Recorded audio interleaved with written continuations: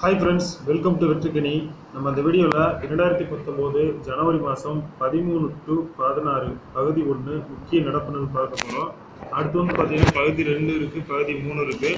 So இதில் வந்துட்டு பகுதி 1 பார்க்க போகிறோம். நம்ம வெற்றிக்கனி சேனல் வரைக்கும் நீங்கள் சப்ஸ்கிரைப் பண்ணாமல் இருந்தீங்கன்னா மறக்காமல் சப்ஸ்கிரைப் பண்ணிங்க. மேலும் பக்கத்தில் ஒரு பெல் ஐகான் சிம்பிள் காட்டும், அதை கிளிக் பண்ணுங்கள். அமெக்கர் எல்இடி இலவச எல்இடி பல்புகளை விநியோகிக்கும் ஒரு திட்டம் அண்மையில் ஒடிசாவில் துவக்கி வைக்கப்பட்டது. அதாவது வந்து பார்த்தீங்கன்னா அமெக்கர் எல்இடி அப்படிங்கிறது வந்து பார்த்தீங்கன்னா ஒரு எல்இடி பல்புகளை வந்துட்டு விநியோகிக்கக்கூடிய ஒரு திட்டம். இது வந்துட்டு ஒடிசா மாநிலத்தில் ஸ்டார்ட் பண்ணியிருக்காங்க. ஓகேங்களா? அதுக்கடுத்து அமெரிக்காவில் அண்மையில் சுட்டுக் கொல்லப்பட்ட இந்திய போலீஸ் அதிகாரி யாருக்கு தேசத்தின் கதாநாயகன் என ட்ரம்ப் புகழாரம் சூட்டினார்?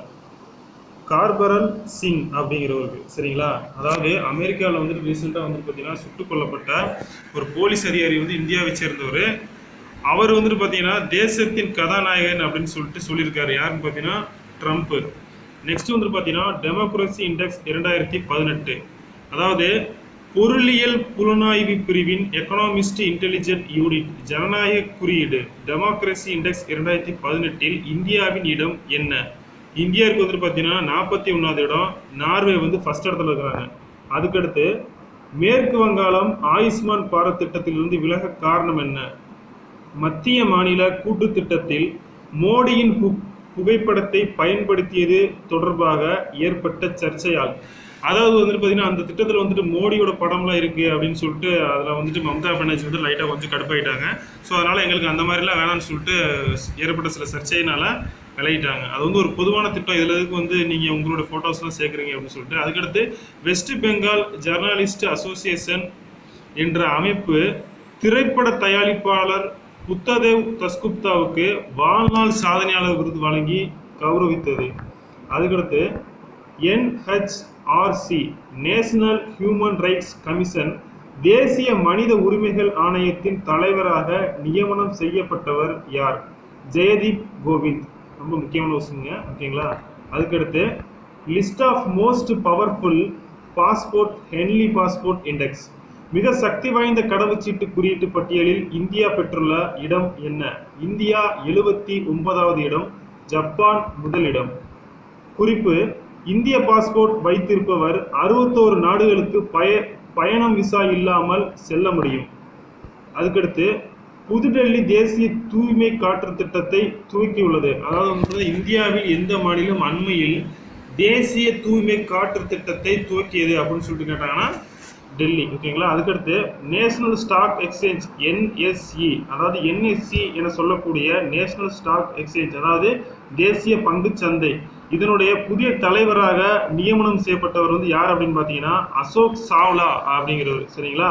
அதுக்கடுத்து குஜராத் மாநிலம் காண்ட்லா துறைமுகத்தில் இருந்து தூத்துக்குடி துறைமுகத்திற்கு உள்நாட்டு பயன்பாட்டிற்கு புதிய சரக்கு கப்பல் போக்குவரத்து சேவை தொடங்கப்பட்டுள்ளது. தூத்துக்குடியிலிருந்து, அதாவது வந்து பார்த்தீங்கன்னா குஜராத் மாநிலம் காண்ட்லா அப்படிங்கக்கூடிய ஒரு துறைமுகத்திலிருந்து நம்ம தமிழ்நாட்டினுடைய தூத்துக்குடி வரைக்கும் வந்து பார்த்தீங்கன்னா புதிய சரக்கு கப்பல் போக்குவரத்து சேவை வந்து பார்த்தீங்கன்னா ஸ்டார்ட் பண்ணியிருக்காங்க. அதாவது இது ரொம்ப முக்கியமானது என்ன அப்படின்னு பார்த்தீங்கன்னா இந்தியாவில் சரக்கு கப்பல் போக்குவரத்து தொடங்கப்படுவது இதுவே ஃபர்ஸ்ட் தடவை. அதாவது வந்துட்டு பார்த்தீங்கன்னா ட்ரெயினில் தான் வந்துட்டு சரக்கெல்லாம் கொண்டு போவாங்க, ஆனால் வந்துட்டு கப்பல் மூலியமா கொண்டு போகிறது இதான் ஃபர்ஸ்ட் தடவை. அதனால ரொம்ப முக்கியம். ஓகேங்களா? இது ரயில்வே துறை மூலம் சரக்கு பரிமாற்றம் நடைபெற்று வந்தது இதற்கு முன்பு வரை. ஓகேங்களா? அண்மையில் தமிழகத்தின் 244 சதுர கிலோமீட்டர் பரப்பில் கச்சா எண்ணெய் எடுக்க எந்த மாவட்டம் ஏலம் அறிவிக்கப்பட்டது? நாகை மாவட்டம். இடம் வந்துட்டு பார்த்தீங்கன்னா நாகை மாவட்டத்தில் உள்ள திருக்காரவாசல் டு வேளாங்கண்ணி வரை. ஓகேங்களா? அதுக்கடுத்து காஷ்மீரில் நடைபெறும் தொடர் கொலைகள் மற்றும் நம்பகமான அரசியல் ரீதியான நடவடிக்கைகள் எடுக்காத மத்திய அரசுக்கு எதிராக போராட IAS பொறுப்பில் இருந்து பதவி விலகிய அதிகாரி யார்?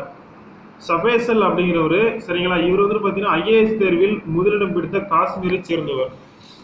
அதுக்கடுத்து அமெரிக்க அரசு துறைகளின் முடக்கம் அந்நாட்டின் வரலாற்றிலேயே நீண்ட நாள் முடக்கம் என பெயரை பெற்றுள்ளது. வெள்ளிக்கிழமை வரை 21 நாள் தாண்டியுள்ளது.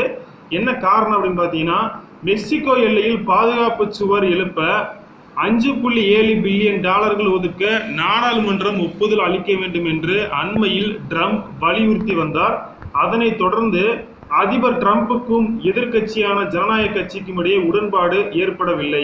இதனால் அமெரிக்க அரசு துறைகளின் செலவினங்களுக்கு நிதி ஒதுக்கும் மசோதா நிறைவேற்றப்படவில்லை.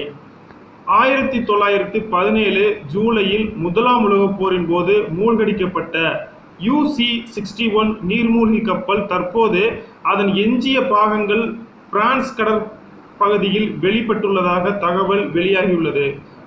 அதாவது பார்த்தீங்கன்னா அண்மையில் 1917 முதலாம் உலகப் போரில் மூழ்கடிக்கப்பட்ட எந்த கப்பல் வந்துட்டு பிரான்ஸ் நாட்டினுடைய கடற்பகுதியில் கண்டெடுக்கப்பட்டது அப்படின்னு கேட்பாங்க. ஸோ நமக்கு வந்துட்டு அந்த கப்பலோட பேர் தான் ரொம்ப முக்கியம். ஓகேங்களா, U-61 அப்படிங்கிறது. அதுக்கடுத்து 10% இடஒதுக்கீடு. 8/1/2019 10% இடஒதுக்கீடு மசோதா மக்களவையில் 323 உறுப்பினர்களின் ஆதரவுடன் நிறைவேற்றப்பட்டது. அதற்கு அடுத்தபடியாக 9/1/2019 வந்து பார்த்தீங்கன்னா 10% இடஒதுக்கீடு வழங்கும் மசோதா மாநிலங்களவையில் 165 உறுப்பினர்களின் ஆதரவுடன் நிறைவேற்றப்பட்டது. அதுக்கப்புறம் இதுக்கு வந்துட்டு குடியரசுத் தலைவர் ஒப்புதல் அளித்த தேதி என்ன அப்படின்னு பார்த்தீங்கன்னா 12/1/2018. மத்திய அமைச்சரவை ஒப்புதல் வழங்கிய தேதி 7/1/2019. இங்க வந்துட்டு பார்த்தீங்கன்னா 18 போட்டிருக்கு. சாரி, இது வந்து ஸ்பெல்லிங் மிஸ்டேக். ஓகேங்களா, 19. அதுக்கடுத்து பொதுப்பிரிவில் பொருளாதாரத்தில் பின்தங்கியவர்களுக்கு 10% இடஒதுக்கீடு அளிக்கும் வகையில் கொண்டு வரப்பட்டுள்ள சட்டம் நாடு முழுவதும் அமலுக்கு வந்த நாள் 14/1/2019.